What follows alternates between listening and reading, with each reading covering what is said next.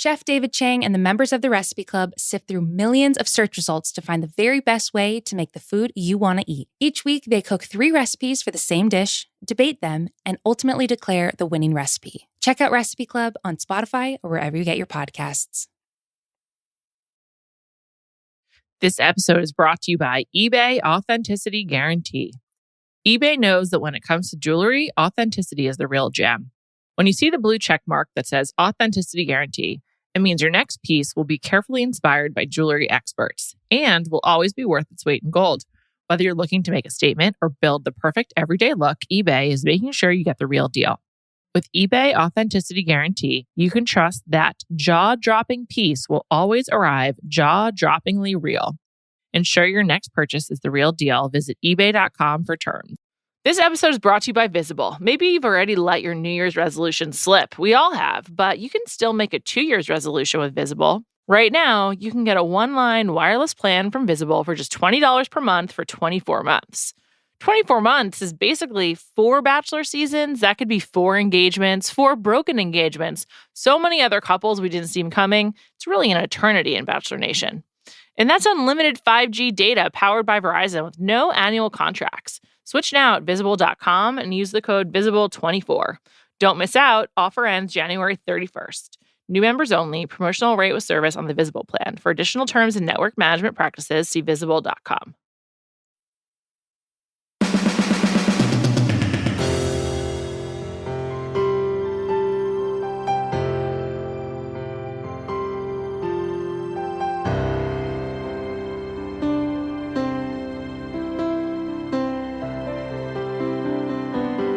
Welcome to Bachelor Party. I'm Juliet Litman. We are going to talk about one of my favorite shows today, F1 Drive to Survive on Netflix with Kevin Clark. But before that, we got some Bachelor news. So I'm joined by my Bachelor comrade, Amelia Wedemeyer. Hi, Amelia.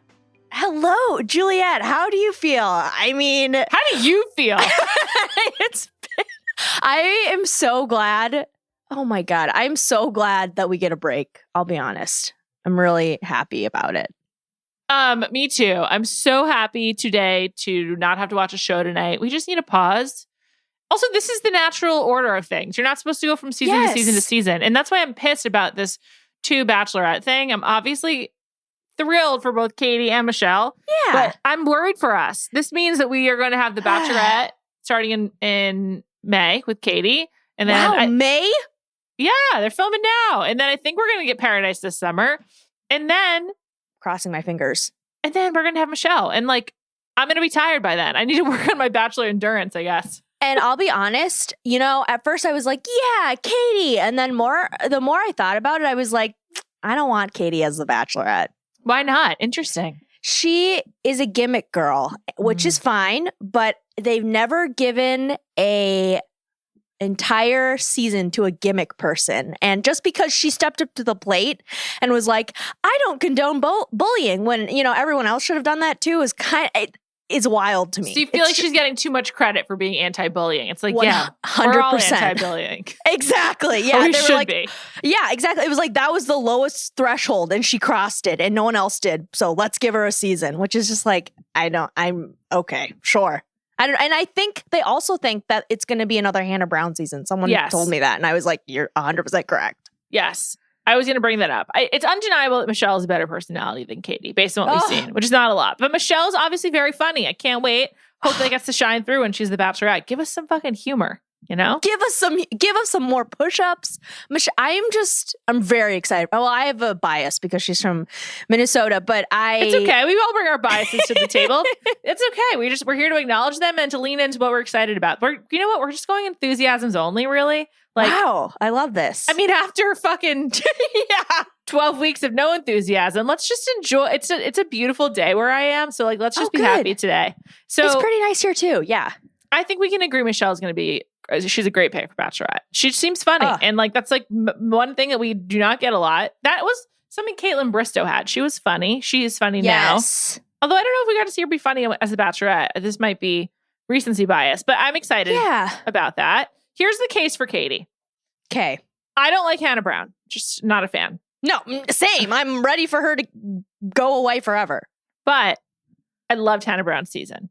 And I do think that there obviously are, a lot of problems that Hannah Brown is not free from at all. But someone like Hannah who doesn't have the experience of like being kind of like the hottest person in the room at all times and isn't a pageant person who's like in some ways just like a normie dressed up by the show could make for good television. And obviously Hannah's like sort of like pursuits of self were compelling television. I did enjoy that. And I look back on the summer of 2019 as the summer of Tyler, obviously. Oh my God. And I want some stupid people to be excited about. I'm not calling Tyler stupid. That's not what I mean. But I want some stupid drama to be excited about. I'm not going to shade Tyler. I like Tyler. He's a good friend. I know you do. And I'm sorry. I know he's your friend, but did you read his Amazon description of his book where he called himself the male feminist we all needed? I did not. I'm positive he didn't write that himself, though obviously he's co-signed it. That I don't know about the book, but Tyler's a nice person, so I'm not going to turn on him. No, you don't. You do you. I just disagree. And it's fine. Anyway, yeah. That's the case for Katie. I get it. It's hard to be excited. Also, I agree with Rachel Lindsay. They should have taken a pause. They're going into this way too quickly. But yeah, they are. Oh my God. But no, yeah, I get that. I mean, I guess. See, I'm afraid they're going to do, which, I mean, obviously we've talked about it before, but when they had Lee on Rachel Lindsay's season, I'm afraid they're going to get like a Luke P kind of person for Katie's season, who's going to be very much like Chase, like virginity.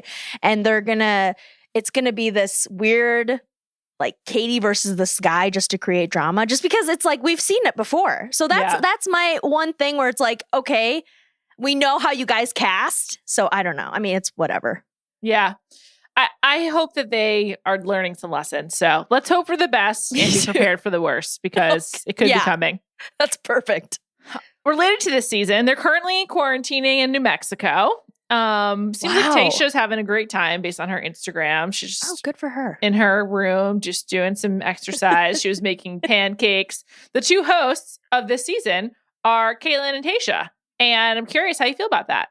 Well, it's interesting because, and I don't remember who told me, someone else, it might have been producer Kaya, someone posted an article in Slack that was to Jordan and JoJo's new dating show. So I think that's why they chose Caitlin, because I feel like they would have had JoJo on again. Yeah, they gave her a shot already. That's interesting. JoJo and Jordan are smart by like maintaining a good relationship with the franchise. They're able to like still be associated with it. Yeah. But they are able to kind of like duck in and out essentially. And as a result, I bet they can like make more money, have like 100% better situation than having to be like just sort of take what they're given from the Bachelor Nation essentially. So yeah. I would love to see like a family Rogers show. That would be great. Of course, me too. Here's what I'll say about Caitlin and Tayshia. Hosting is hard. I would have preferred they'd gotten a real host. It's a skill. Yeah. It is a real skill. Oh. Like Chris Harrison or not, he's very experienced at hosting. And that is, when he wasn't there with JoJo, we did feel it. So I would have preferred they'd gotten a host. But, Chris just hired a lawyer who also represented Gabrielle Union when she was in a dispute with NBC following her exit from America's Got Talent. And this leads me to believe that there's some messiness going on between the show, the network, and Chris over his future, and if there's an exit and whatever's going on there. Yeah, you know what I would love to have seen, and I'm not saying I'm perfectly fine with giving Tayshia and Caitlin a chance. Why not? It's like, who cares? I did like how JoJo was kind of rude to the guys. I was like, okay, nice. But would love to see like Jeff Probst host The Bachelor. Bring some of that flavor, some of that Probstian flavor. Yeah, he'd be like, come on in, guys. It would be fun. It would be fun if there was just sort of like a whole like rotating wheel of hosts and they just showed up on different shows. Yeah, very like Jeopardy. Yeah. What about Pat Sajak in this role? I hate Pat Sajak. What about Vanna White? Let's give her a speaking job. Okay, I honestly, I'm over Pat, but I'm into Vanna. Well, you know who? Oprah. Give Oprah the position. You know what they should have done? They should have gotten Nick Lachey and Vanessa Lachey. Oh my God. Fresh off their stint on Love is Blind. They're ready for it. That actually would have been a good idea. That would have, but here's the thing. I think Nick, I mean, it's pretty obvious to anyone who's watching The Masked Singer right now, but Nick is the piglet. So it would have coincided. And so he's already on a show, is what you're saying. He is. Yes. Interesting. Mm-hmm. I'm so mad that I don't watch The Masked Singer. What's wrong with me? I know I would love it. I don't know. You would. It's like American Idol, but a lot dumber. Last week, in between meetings, I spent about 6 minutes watching a video of Nick Carter watching himself, which is like an Esquire series. And it was so sweet. He cried, which I then cried as a result. What? He cried? He cried watching footage of his wedding from I Heart Nick Carter. Oh. But then he watched footage of himself from The Masked Singer, and he was like clearly in real time talking about like doing his own thing versus being in the band and how he enjoyed The Masked Singer. And I was like, why don't I watch that show? Anyway, it's so good. You should watch it. The point is, I love Nick Carter. A couple more news items to hit in this rapid fire round we're doing. I noticed over the weekend that there was a crew hanging out, and it was Connor from Roommates with Mike Johnson, and then there was Ivan from Tayshia's season, right? And they were with Madison Pruitt from Peter's season. Mm-hmm. And they were like in the car singing Justin Bieber. It seems to be Connor's thing that he does the rap ludicrous part of Baby, which I don't know why that's his thing, but fair enough. I feel like it's like on brand. And then Madison had a birthday, and Ivan attended her party. I saw that. I'm a little worried about Ivan. I need Ivan to step away from his phone and get off social media and be the normal person I know he can be. Is this like a Get Out situation? I don't even know if it's that. I just am like, Ivan, you're better than this. So maybe, I don't know. Yeah. I just don't think highly of Madison, and I do think highly of Ivan. So I agree. I mean, I think you think higher than I do of Ivan, but agree. I think he's better than Madison. But at the same time, I feel like Bachelor Nation is very similar to, and I'm sorry to bring this up, but to Survivor alum, where they all hang out with each other. And I think that's the same thing with Bachelor Nation. I guess it is. And you know what? This keeps their like cameo value high. It's like if they're doing this kind of thing. So that's true. It's like a reason to do it, I guess. It's a great reason. Yeah, it is. On the other end of the spectrum, also hanging out this weekend was Bennett and Dr. Joe. Yes. And together they attended the Stop Asian Hate rally in New York City over the weekend, and also were doing some promo for the Special Olympics. And I was like, yeah, you love to see it. And that's awesome. With Ed. Ed was doing too. Yeah, with Ed too. I feel like maybe the tides have changed for me and Ed. Did I tell you I was in on Ed? Did I tell you that a few weeks ago? Yes. No, you have. Yes. No. And I was like, I hate him, but maybe I changed my mind. Jared Freed also said that Ed was like very sweet. So I think I like Ed now. And Ed, Bennett, and Joe, thank you for using your platform this way. Yeah. And Joe also posted some really heartfelt and really resonant videos about what he's going through with this, all this anti-Asian violence. Mm-hmm. And he just continues to really be such a good role model of like what to do with this attention that you have. And moreover, sharing a really important message. So it was just really cool to see. I love that. I honestly, let Joe be the Bachelor. There is a big online contingency of people who want Joe to be the Bachelor. It's big. I mean, he's smart. He's a freaking doctor. He clearly cares about issues. He's hot. Why not? He's hot. Why not? That's like the Bachelor slogan. Yeah, exactly. Yeah. Yeah, exactly. It's cool. I think there's like a lot of questions. How do people use their platforms once they have them? Definitely. And I just thought it was really cool. And Joe continues to be wonderful. And honestly, let's give Bennett and Ed some credit too. I Gotta agree. Have allies. Yeah. No, I agree. I was into Bennett at the beginning of Claysha's season, and then I was like, okay, this guy's like over the top. I can't do this anymore. But now seeing that, I'm like, you know what? Good. Okay, fine. I changed my mind again. Yeah, we're all back in. We're back in on Bennett. All right. We just wanted to hit these news stories rapid fire. Amelia, thank you for joining me. We are now going to talk about F1 Drive to Survive, which I implore you to watch. It's just such fun television. Okay. Kevin Clark and I are going to get into it. And tomorrow, Danny Pellegrino. I'm recording with him, so that's coming on Thursday. Oh, Yeah. that's going to be good. That's going to be really good. I hope so. All right, Amelia, talk to you soon. Thank you. Bye. This episode is brought to you by Visible. Maybe you've already let your New Year's resolution slip. We all have, but you can still make a 2 year's resolution with Visible. Right now, you can get a one-line wireless plan from Visible for just $20 per month for 24 months. 24 months is basically 4 Bachelor seasons. That could be 4 engagements, 4 broken engagements, so many other couples we didn't see coming. It's really an eternity in Bachelor Nation. And that's unlimited 5G data powered by Verizon with no annual contracts. Switch now at Visible.com and use the code VISIBLE24. Don't miss out. Offer ends January 31st. New members only. Promotional rate with service on the Visible plan. For additional terms and network management practices, see Visible.com. This episode is brought to you by eBay Authenticity Guarantee. eBay knows that when it comes to jewelry, authenticity is the real gem. When you see the blue check mark that says Authenticity Guarantee, it means your next piece will be carefully inspired by jewelry experts and will always be worth its weight in gold.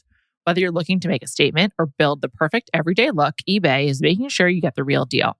With eBay Authenticity Guarantee, you can trust that jaw-dropping piece will always arrive jaw-droppingly real. Ensure your next purchase is the real deal. Visit ebay.com for terms.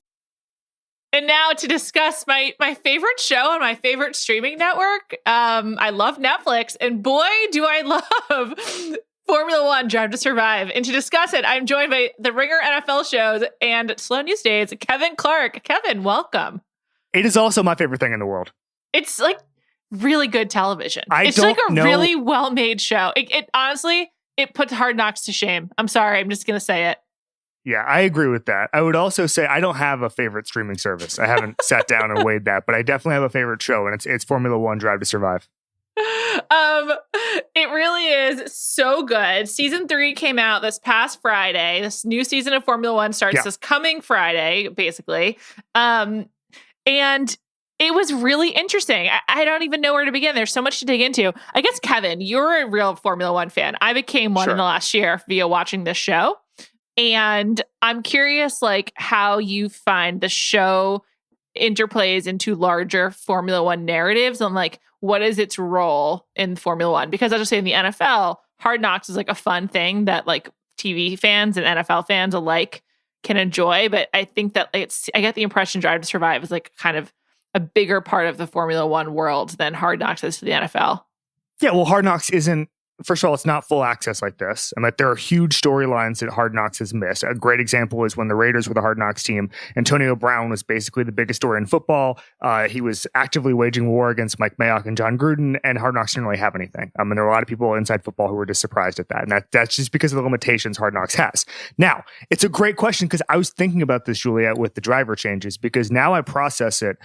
So just so anyone who isn't familiar, there are a bunch of seat changes in Formula One, as there is every year, but a lot of high-profile guys, Sebastian Vettel. Let's step back even further. Formula One is a racing car series. Is a racing car sport, really popular in Europe. I would say its spiritual home is the UK, and there are and Monaco. In Monaco, of course. How could I forget Monaco?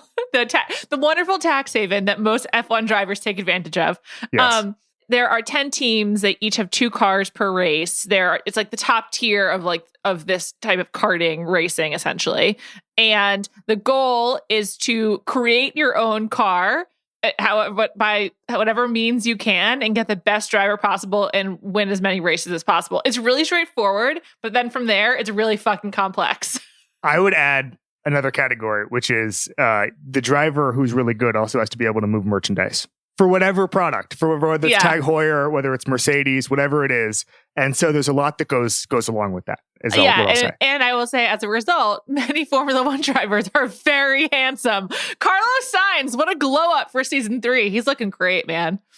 I feel like they could have added 15 more Carlos Sainz leisure time. Oh my God. Has anyone worn a pop collar that well this decade? I mean, I was taken aback. So Carlos Sainz wore a pop collar while golfing, and it was intentional. In Mallorca. And I've never really seen that before. And I kind of think I might try that starting next month when it warms up. He looked so good. So I had to text a few friends like, Carlos Sainz, huh?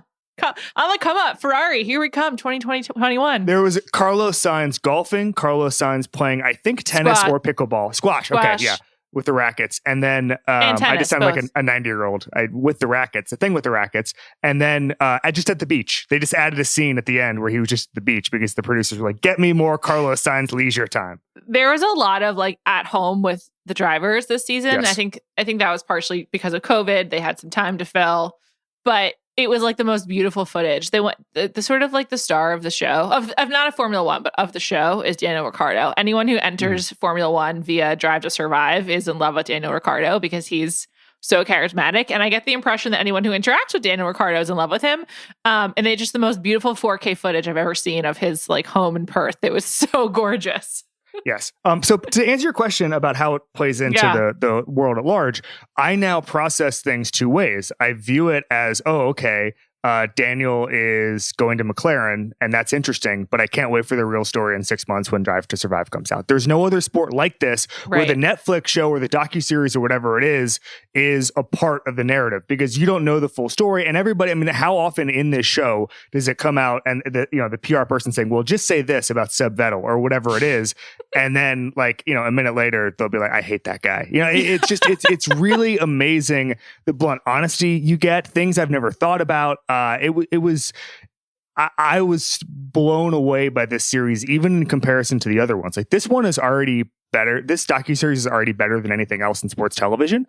And I was blown away even in comparison to other seasons. Like as I shared last time we did this podcast last year for the last season, I've told NFL executives, you have to do this stuff. And there's two parts of it. Number one is they are pushing Amazon and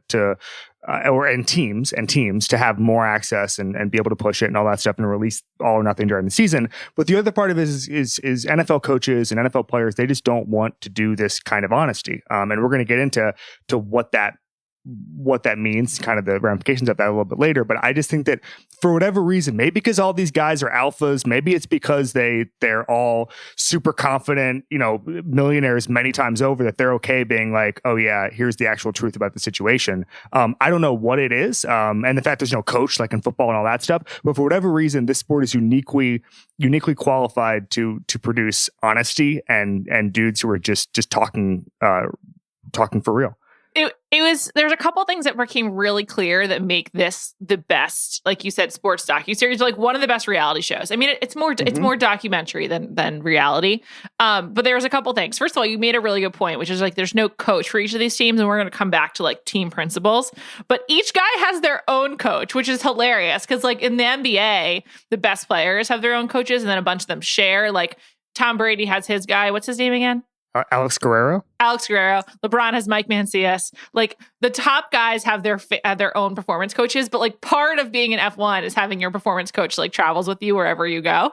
And so that's like a funny piece of this is that like this show, and it became more apparent this season, I think in the previous two, that like this is the closest real life analog to the Game of Thrones, where you're all fighting for the Iron Throne. Like the way the sport is structured is there are 10 teams and there's 2 drivers for each. But the 2 drivers, not only are they not working together, they usually end up hating each other. It's almost impossible for the 2 drivers to like each other after long periods of time because the team ultimately has to favor one to become the best team. And so whoever loses that is like really salty and unhappy and then ends up leaving their team. And it's like it's just like such an intricate web of conflict in every direction, and like literally there's no safety in any way in this sport. Like you're always imperiled for your seat in Formula One, and you could be taken down by your teammate or your own team.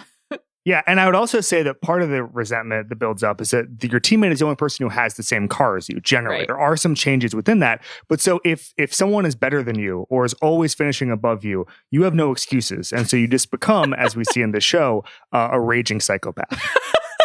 Oh, man. It's so good. Let's do some superlatives. That's like kind of the only way to take in this level of drama. We didn't have this on the list, but as a result of what you just said, who is your number one aggrieved driver, aka raging psychopath? Oh wow. Okay, so there's a couple of things. There's a couple of answers to that overlap with other superlatives, but I'll go through a couple. Number one, Pierre Gasly becoming an out-and-out alpha by getting demoted and just hating the guys that own his contract with his Red Bull, and then winning a race over the course of the season and still being mad. There's some real, I love that. I think Bottas, obviously, who, if people don't know, he drives a Mercedes, which is the best car, but he's next to Lewis Hamilton, who's a global superstar, beloved. Nobody... I think that he pretty much has 100% approval rating among F1 fans and non-F1 fans, and just Drive to Survive. He's the only real celebrity of this global sport. Yes, I would say that. Yes, he's the only one regularly in the Daily Mail, and man, is he in it a lot. Yes, and I would say Bottas hates this. Like, and that only came out in the last 72 hours. He at one point was down in the dumps for 24 hours because of a bad a comment he saw on social media. I totally like understand where he's coming from, just as far as being in the shadow of, like, I understand how much that would suck when everybody, he at the end of his segment, he was like, everyone thinks this is the best seat in the world. Everybody would want this seat, but it's not easy. I probably think that, there are 19 other guys on the grid, who would probably have the same feelings, which is, even if it was Charles Leclerc or any of these guys who are up and comers, whatever, they would probably hate being in Lewis Hamilton's shadow because he's just so good and so beloved. Yeah. So Bottas gets his own episode. We go home to Finland with him. Nude scene. There's a nude scene. For some reason, they decide, he and his performance coach, of course, go into the sauna together, and we just get full butt from Valtteri Bottas. I think many people were just absolutely rocked by this. Daniel Ricciardo posted an Instagram about it. The full peach. And his story, his episode, which I think is number 3 in season 3, is basically all about how he hates being the second banana. He's probably the 3rd best driver in Formula One, and because he's gotten the Mercedes car, he gets to be number 2 basically all the time. Do you think that's right? Do you think he's a better driver than Max Verstappen? I think Verstappen is really freaking good. I think Verstappen is really freaking good. And I okay, you're putting him at 2. Yeah. I think that Verstappen, if he was in a Merc, it would be really close. Bottas finished 2nd last year. The problem is Ferrari car was so bad last year that we can't really do a Vettel thing. Mm-hmm. Yeah, and it's really hard. People said Fernando Alonso was the best driver on the grid for a number of years after or one of the quickest, or maybe the second quickest, for a number of years after he stopped winning titles. But he just started taking worse and worse cars, and was kind of a political nightmare to deal with.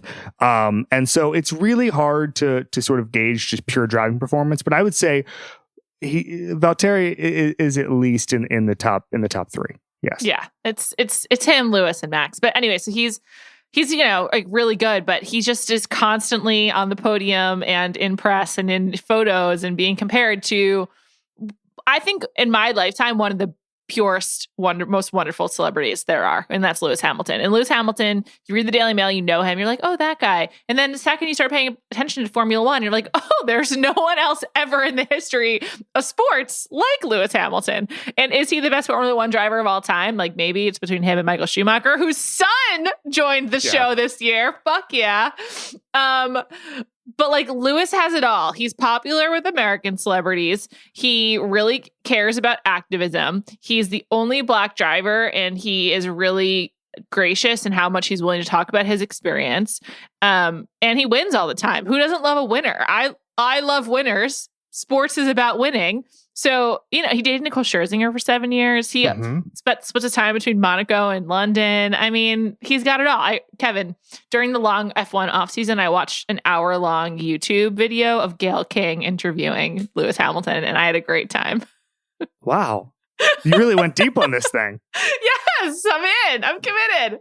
But so the Bottas thing is interesting to me because I think that anyone who saw his nice house, or the fact that he has a very, very nice house. There was some great real estate in this season. They really improved on that. But anybody who could see his house or his lifestyle, or the fact he makes millions of dollars, I think anyone would opt into his lifestyle. And so the fact that he was honest about the fact that he did not necessarily enjoy this. That was really fascinating to me, because I don't think you get that. And again, maybe it's because it's more of an individual sport, but you don't get that honesty from most people. I mean, I think there are athletes who make $20-30 million who probably from the outside looking in probably are not enjoying their lot in life, but they never say it outright in the same way that maybe he did in this series.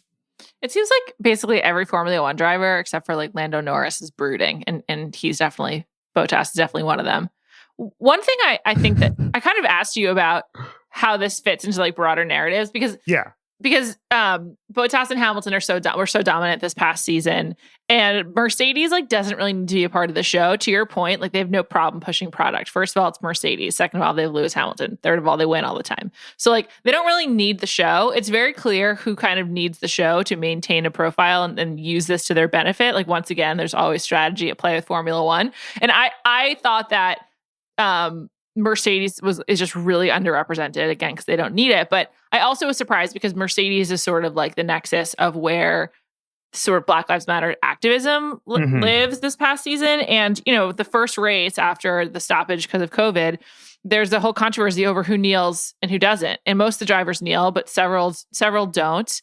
And Formula One is like definitely far from an enlightened sport. So I was just surprised they didn't cover that. I mean, they kind of didn't know what to do with that. It was very clear because they just like ended the show with like 10 minutes on Lewis Hamilton's experience. And that was the end of the season. But I was like pretty surprised by that and disappointed because to your earlier point, when that was going down, I was like, can't wait for Netflix to see what this is like on the inside and like how these guys talk to each other. Yeah, I was surprised that they threw the Lewis Hamilton comments at the end of the 10th episode.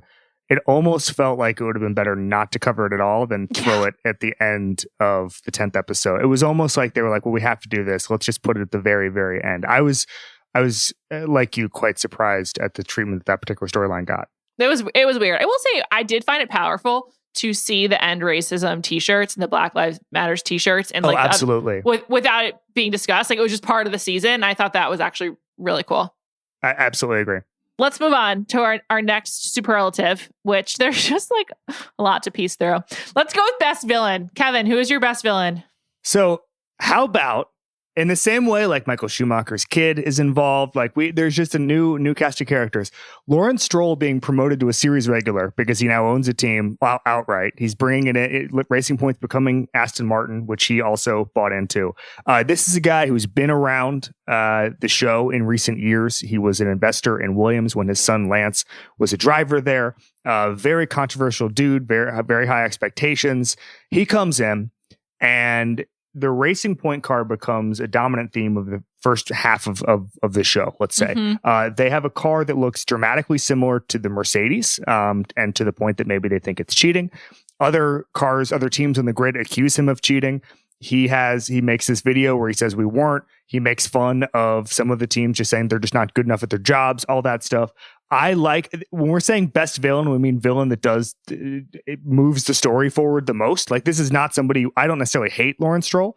I'm just saying that this is, if you're doing your job as sort of a thorn in the side of Formula One, there's no doubt about who the best villain is. I don't hate Lawrence Stroll. Do you? I probably like him the least because I like the other team principals. He's not the team principal, right? No, but he is he's the owner. No, right. He's the owner, and Otmar is his team principal. Absolutely. I'm a Toto and Christian Horner guy, and when they're not happy, I'm not happy. We'll come back to Toto and Christian Horner, but Toto Wolff is the principal and part owner of Mercedes, and I would absolutely ruin my life for Toto Wolff. I fucking love him. And I think that he like oozes luxury and sweats money, and I love that guy. Yeah, we'll get to that. But I thought that the way that they presented the Racing Point car, when the Racing Point car debuted, they edited it so cleverly. It was like It's like a scene when like a high schooler gets a makeover in a teen movie and they walk through the hall and like the music is like really cool and everybody's staring at the teen. Yeah. Like that was how they edited the debut of the car, where they kind of spliced together a bunch of team principals and drivers like turning their head. And it was there's no way they were all looking at the Racing Point car like this. No way. But they found all this file footage of these drivers being like, what's that? And it's just it's the car that's going to finish fourth on the grid. Like that's the thing that was just stunning everybody. But so essentially they all thought it was illegal. Lawrence Stroll did a great job of defending his team, and everybody involved with the Racing Point project did a great job of making everybody as angry as possible, which I enjoyed. So I don't hate Lawrence Stroll. I don't really hate anybody in Formula One. But I hate Max Verstappen. That's the only one, but I despise him. Why? I think he seems like a bad person. Okay. And I just think he's like a total dick. He didn't kneel. He stole someone's seat and then stole that same man's girlfriend, and they're now dating. That was a tough one. Be quite tough. The only redeeming thing about Max Verstappen is it seems like him and Daniel Ricciardo truly enjoy each other. But like Daniel Ricciardo also just seems like the type of guy who would really frustrate me because he's like kind of open to anyone, just like looking for a good time, regardless of whoever it is. And I just feel like that's like he's just like not discriminating enough in who he spends his time with, Daniel Ricciardo. And I just hate too friendly for you. It's not too friendly. It's like it's just like not discriminated enough. I find this to be a real male trait. Okay, so the problem for you is that if you're out at a bar with Daniel, he's bringing too many people over to the table. Yes, and he's like, anyone can come sit down. I'm like, no, they can't. Some people cannot sit down. Sorry, we've reached our limit. Yeah, Daniel's like too much of an extrovert almost. It's not even like he's too friendly. It's just like the way that he interacts with people, I think would make me angry because I'm just like, no, let's put down some limits. So going to a bar with Daniel's out of the question. I mean, I'd love to go to a bar with Daniel. Can I tell you something? I drove past Daniel's house a few times with my friend recently-ish in Los Angeles, Beverly Hills. Yeah. Mm-hmm. So you told me this. You told me this offline. Do you want to work through that? No, nothing to work through. I feel good about it. Think so. Great. I think that they really positioned Lawrence Stroll to be the villain. Also, he bought a team and sung out a seat. I mean, it's like, and the team that he pulled out of went out of business. So there's like a lot of reasons to not like Lawrence Stroll, but he is good television and he clearly like loves this. Like he recorded like sort of the opposite of like a hostage video where he was trying to like refute all of these claims against him. And it was the most dramatic thing. And then when he finishes the video, he's like, was that good? Did I get it right? And it's like, he was just like looking for a chance to act. It was so funny. Do you like Lance Stroll, his son? I don't hate him either. I feel like you're not supposed to like Lance Stroll, but I do think he's actually like a good driver. You can't be in Formula One without like working hard. So I don't know. I do think it's unfair. So he got ripped as what's called a pay driver, which is someone who is only in the sport because they had the funds to do so. But there are so many of those that if you start looking behind the curtain, you're going to find really bad things about almost every driver on the grid. It's just as far as the funding and stuff. Formula One is not a meritocracy. I'll say that. No, it's the absolute opposite. It doesn't even pretend to be. Let's move on. Most lovable driver. Curious for who you're going to say about this. Pierre Gasly. Wow. Okay. Yeah. Wow. So, tell me why. So Gasly gets demoted from Red Bull. He has an article in the Players Tribune today. So carry on. He does? Yeah. What does it say? It's about his friend. It's about his friend Antoine dying in 2019. Yeah. Which is covered in the show.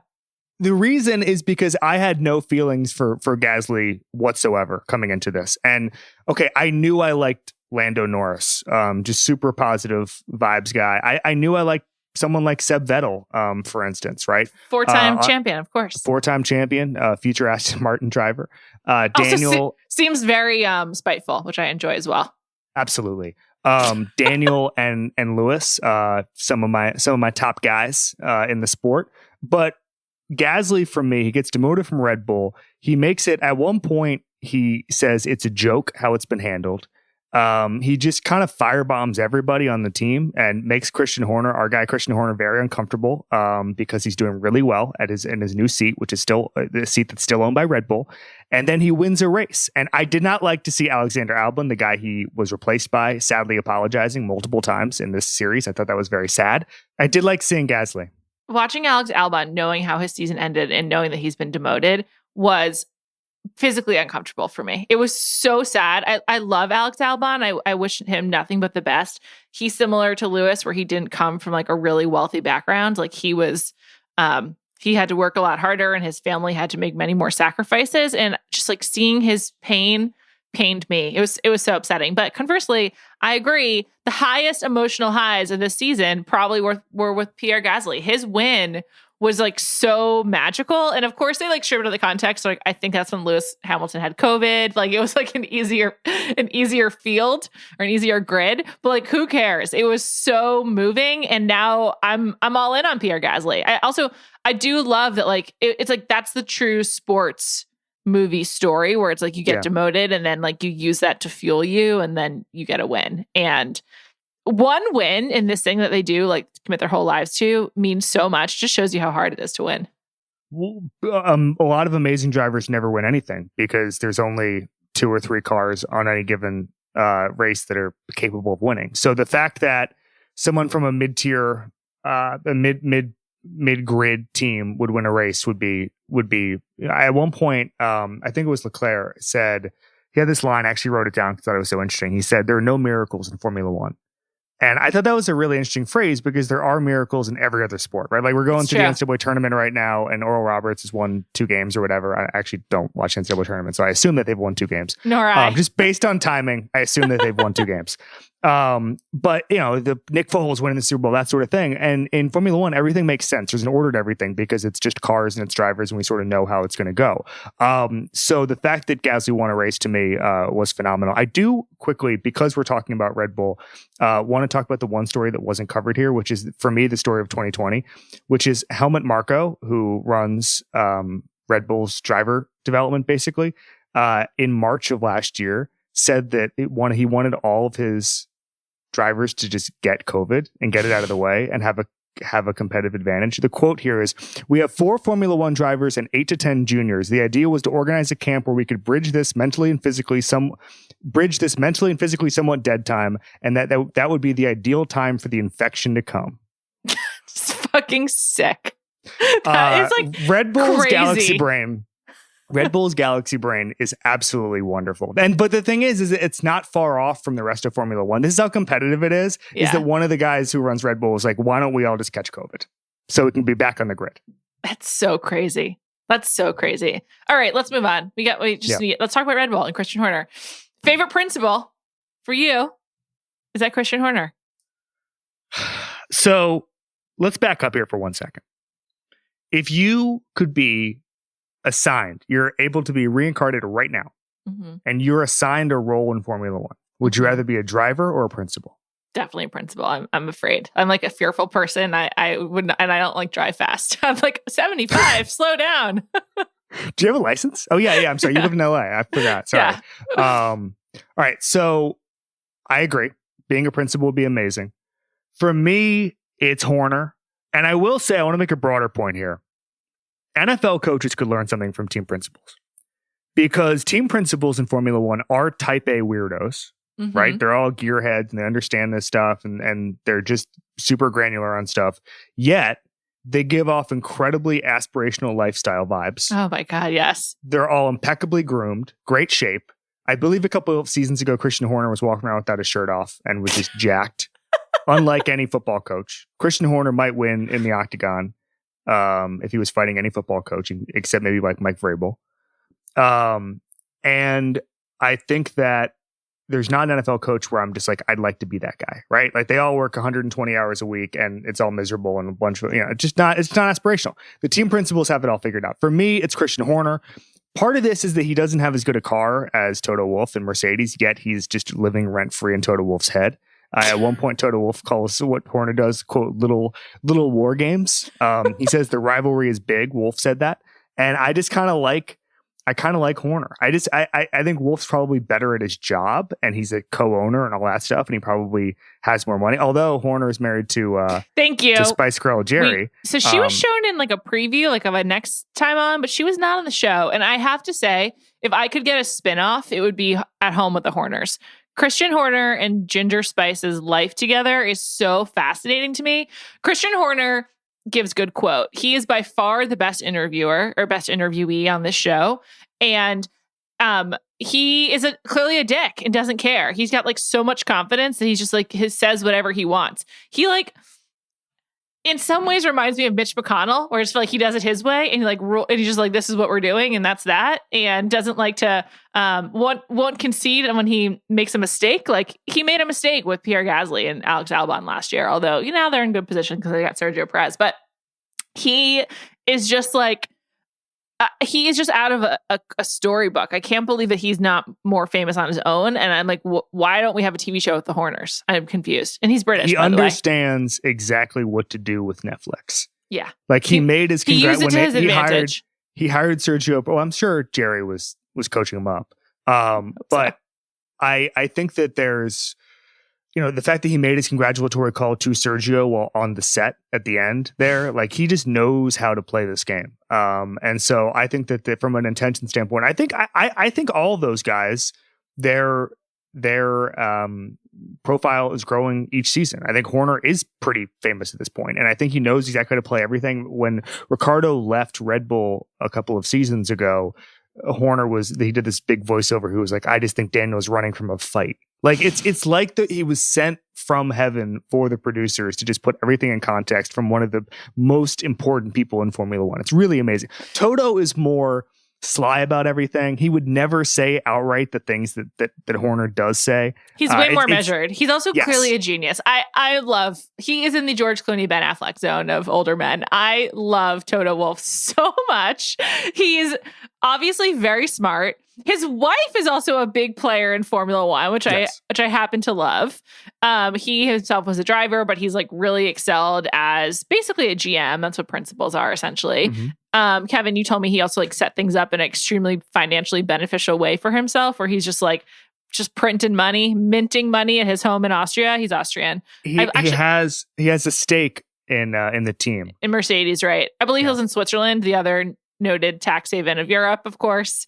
And he's just like a man of excellence. To me, he's like the Miami Heat of Formula One. I just like do things the right way. Professionals and something to aspire to. I don't know if I can love Toto. Every time he's on screen, I'm just like, yes, let's not move away from this. And the Toto Christian Horner rivalry is like is so fun because they are not actually driving, but you feel like you're watching Puppet Masters and get to see like what they decide play out. And I also think, to Toto's credit, they've really backed Lewis. Like they've made Lewis not just like the best driver, but they've like invested in like the Lewis Hamilton brand, and now as a result of that are part of Lewis Hamilton's efforts to bring awareness about ending racism, and have not shied away from that at all. They clearly like made it mandatory for Bottas, whether he wanted to be involved or not, I don't know. But it's like Mercedes had to line us up with Lewis in a way that like not a lot of teams do with their stars. And that also speaks very well to me of Toto.